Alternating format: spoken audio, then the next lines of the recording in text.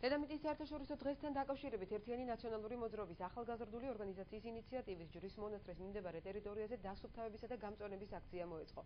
ახალგაზრდა ნაციონალებთან ერთად მწვანე აქციაში საქართველოს პრეზიდენტიც შეერთო და მონასტრის მიმდებარე ტერიტორია პოლიეთილენის პარკებისაგან და ბოთლებისაგან გაწმინდა. პრეზიდენტმა ახალგაზრდებთან ერთად ჩიტებისათვის ხეზე ხელოვნური ბუდეები მიამაგრა.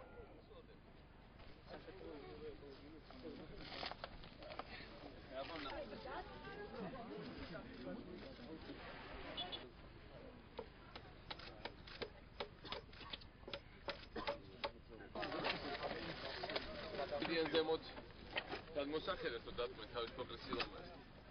იძვას გადაიწერეთ. და მე ჩავლენ ქვემოთ და სადაც საქართველოს სადაზვერვო ძალები რომელიმე ახონდება რესტორანში.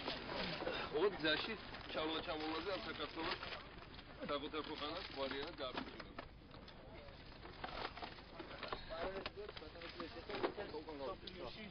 ჩვენ და რომ ჩემი ჩათვით აქ ხოღაძე ვასუფთებ, ხოლმე მოვიდეს რაღაც ნაწილი და 5 ჯერ მეტი დაყო.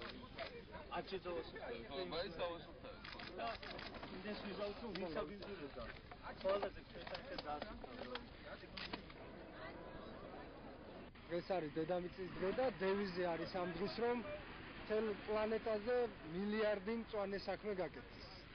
ეს არის ერთ-ერთი მწვანე საქმე, რომელიც საქართველოში არ არის ერთადერთი.